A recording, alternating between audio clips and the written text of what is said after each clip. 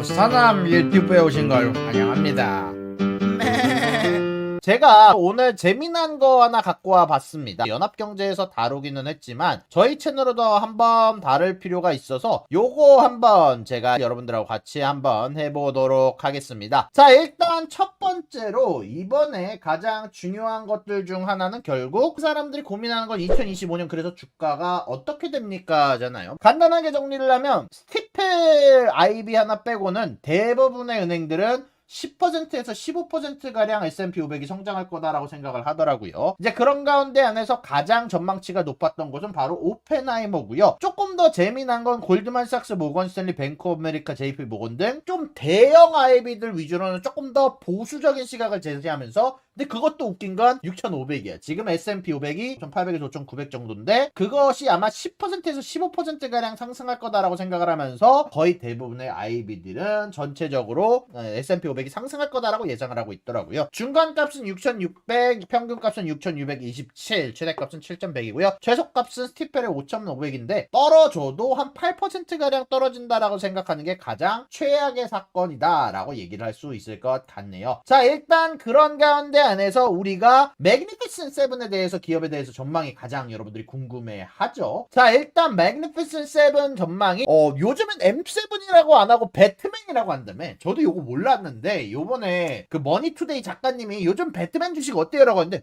제가 아는 게 배트맨이 아니었는데, 근데 요즘에는 M7에다가 브로드컴을 추가를 해서 배트맨이라고 한답니다. 이게 배트맨이라는 주식이 심지어 참고로 선거 이후에 1.9조 달러 이상의 시가총액 증가를 기록을 했는데, 그 중에서 대부분이 S&P 500 시가총액 증가분의 대부분이 85% 이상이 이 배트맨 주식에서 나왔다라고 얘기를 하더라고요. 얘네가 S&P 500 상승한 거 시가총액 전체의 85%를 차지를 했고, 실질적으로 S&P 500에서 애플, 엔비디아, 마소, 알파벳, 아마존 이 5개 주식이 전체 지수의 28% 이상을 차지한다라고 얘기를 하면서 시장이 이게 거의 소수 주식에 의존하는 초집중화 상태로 변모를 하고 있다라고 얘기가 나오고 있더라고요. 그런 가운데 안에서 M7의 전망을 우리가 좀 볼 필요가 있는데, 이 M7이 시티그룹에 의하면은요, M7의 현재 멀티플이라고 하죠. P 멀티플이라고 해서 어닝 대비 얼마만큼의 주가인가에 대한 멀티플이 있는데, 이게 30.8배로서 S&P 500의 평균 PER인 22.3배보다 훨씬 더 높은 수치다라고 얘기를 할 수 있을 것 같고요. 약 20%가량 예상보다 원래 평균 PER보다 높다 보니까 이런 부분들이 과연 정당화될 수 있느냐에 대한 질문을 시티그룹이 줬던 것 같은데, 개인적으로는 작년은 정당화될 수 있다고 생각을 해요. 왜냐? 2024년 자체는 순이익 성장률이 34%에 달했거든요. 그러면은 거기에 대한 멀티플이 반영이 될 수 있기 때문에 M7의 멀티플이 30.8배 정당화될 수 있었다고 생각합니다. 근데 문제는 이게 뭐냐면, 시티그룹에 따르면 일단은 2025년에 예상 순이익 성장률은 2024년 같지 않을 것 같다는 전망이 나오고 있어요. 자, 이게 무슨 뜻이냐? 2025년에 순이익 성장률, EPS에 대한 성장률이 34%에서 18%로 거의 절반가량으로 줄어들 예정이다라는 부분입니다. 자, 이게 무슨 뜻이냐면, 앞으로 P 멀티플의 이 성장률에 대한 가중치를 줬었는데 이 성장률에 대한 가중치가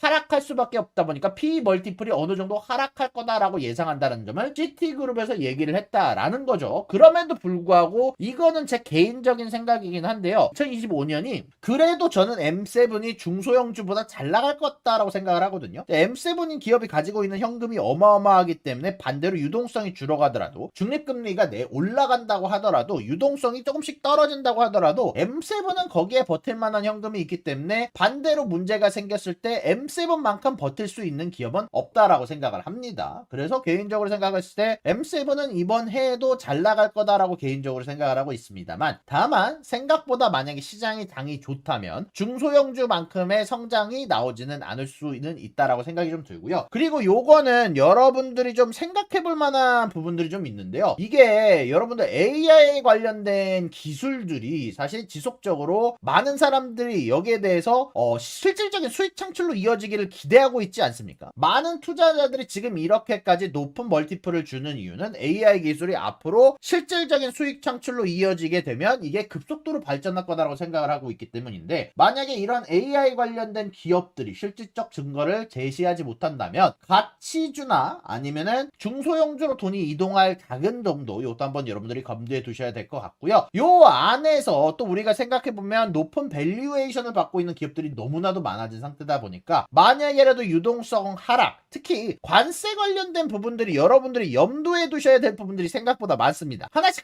살펴보도록 할 텐데, 이게 중국산 상품에 대해서 60%, 멕시코, 캐나다 수입품에 대해서 25% 관세 부과가 예상이 되고 있는데, 이를 전망에다가 넣는다면 JP모건의 예상치는 미국 내 인플레이션이 1% 증가할 거라고 예상을 하고 있고요. 경제 성장률이 미국 내에서 0.7% 감소할 거다라고 예상을 하면서 트럼프 행정부의 전략적 디커플링 강화가 생각보다 그렇게 주식시장에 좋지 않은 부분으로 갈 수도 있다라고 얘기가 나면서, 특히 리쇼어링을 촉진하기 위해서 여러모로 관세를 부과하고 있는데 글로벌 무역 등이 여기에 대해서 공급망 혼란이 생기게 되면서 인플레이션이 올 가능성에 대해서 굉장히 높게 보고 있다라는 점이 보시면 좋을 것 같습니다. 트럼프의 규제 완화와 세금 감면이 그래도 단기적으로는 시장을 끌어올리는데 굉장히 큰 역할을 하기는 하겠지만, 이런 관세 부과 전략들과 그리고 연방 예성 적재 확대가 일어나게 되게 되면서 생각보다 트럼프의 모든 정책이 주식시장 상승으로 이어지기보다는 초단기 강세, 그 다음에 중기적으로는 하락을 가져오는 정책이 될 가능성이 높다라고 JP모건 쪽에서 전망을 했다라고 얘기를 할 수 있을 것 같고요.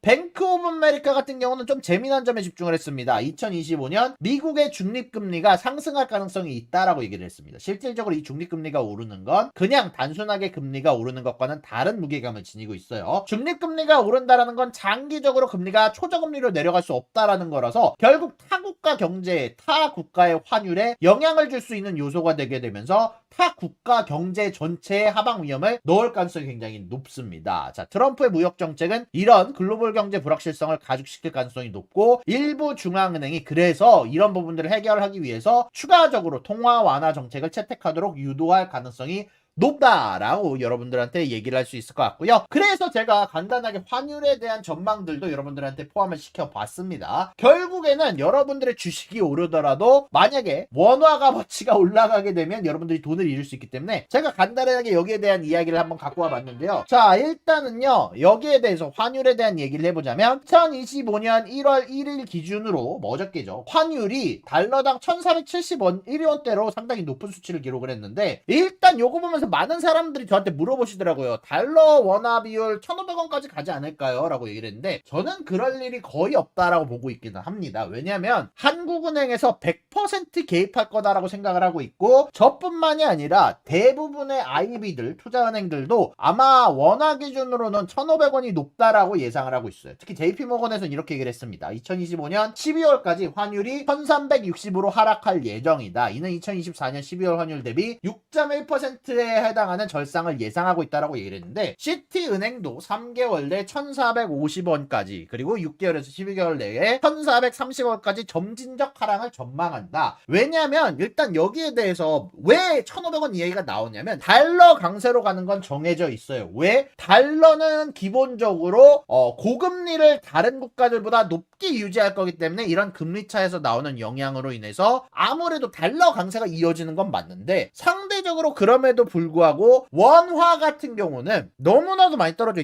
있다라는 거예요. 왜? 원화는 지금 정치적인 문제로 인해서, 뭐 여기에 대해서 추가적인 얘기는 안 하겠습니다. 너무나도 원화에 대한 값어치가 떨어졌기 때문에 그로 인해서 평가절하되는 부분들이 분명히 있다라는 점을 JP모건과 시티 혹은 신용평가사들, 피치 같은 데서도 명확하게 하기는 했어요. 그래서 이런 정치적인 부분들이 안정적으로 잡히기 시작한다면 아무래도 환율이 내려갈 것으로 예상이 된다라고 얘기를 하면서, 이런 부분들에 의해서 전체적으로 환율이 1,500원을 찍지 못할 거다라는 게 대부분의 대세 의견이다라고 얘기를 할 수 있을 것 같고요. 그럼에도 불구하고 1,500원을 찍을 수 있다라고 하는 IB가 하나가 있더라고요. 제가 조사를 해봤는데, 트레이딩 이코노믹스에서는 이렇게 얘기를 했습니다. 단기적으로는 1,490원까지, 그리고 12개월 내 아무래도 한국과 미국의 금리 차로 인해서 1,546원까지도 오를 수도 있다라면서 변동성을 예상을 하면서, 다만 장기적인 수준으로 1,500원 이상은 지속되지 않을 것으로 예상이 된다고 얘기를 한 만큼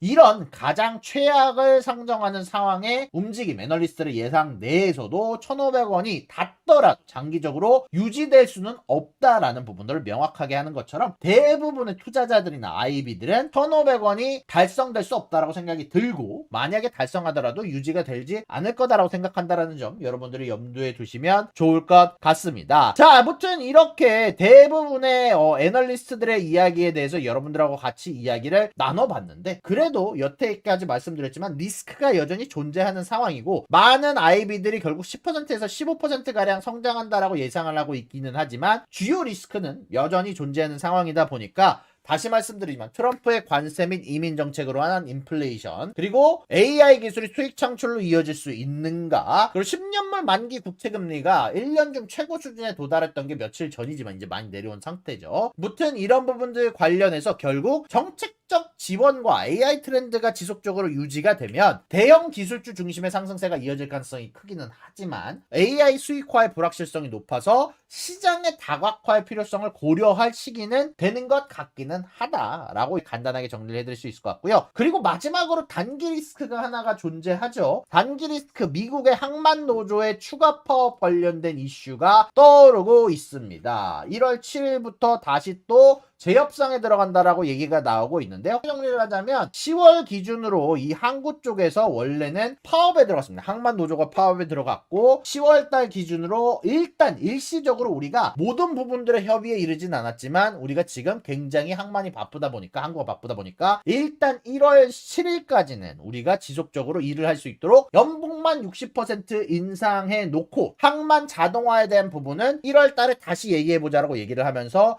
항만 노조가 일단 파업을 끝냈었거든요. 근데 이런 부분들이 1월 7일부터 다시 시작을 하고 1월 14일 기준으로 다시 파업에 들어가게 될 수도 있다라는 점. 만약에 파업에 들어가게 되면 미국의 전 지역의 컨테이너 중 50%를 담당하는 지역들이 파업에 들어가게 된다라는 점. 이런 부분들을 여러분들이 염두에 두셔야 될 것 같은 단기 리스크다라고 말씀드릴 수 있을 것 같습니다. 자, 이렇게 여러분들 2024년에 관련해서 2025년 한 해에 대해서 리뷰를 해보는 시간 가져가 봤는데요. 그리고 2024년 한 해 생각보다 굉장히 커다란 일들이 많았던 한 해죠. 2024년이 뉴욕 증시가 4월 연속 하락세로 마감을 하긴 했지만, 2024년 나스닥도 29% 올랐고 S&P 500도 23% 올랐고 다우존스도 13% 오른 아주 굉장히 강력한 한 해였다라고 할 수 있을 것 같은데, 다만 S&P 500이 2년 연속 20% 이상 성장을 했는데 이게 닷컴 버블 이후 처음이랍니다. 이게 좋게 봐야 되나 나쁘게 봐야 되는 뉴스인지 모르겠지만, 닷컴 버블 이후 처음으로 S&P 500이 2년 연속 20% 올랐는데, 일단은 자축할 만한 뉴스긴 하지만 그만큼 우리가 밸류에이션이 높아져 있는 상태다라는 걸 여러분들이 인지를 하시고 투자를 하시길 바라며, 저는 이렇게 간단하게 이번 해와 다음 해에 관련된 모든 뉴스들, IB들의 의견들까지 다 같이 정리를 해봤다라고 말씀드릴 수 있을 것 같습니다.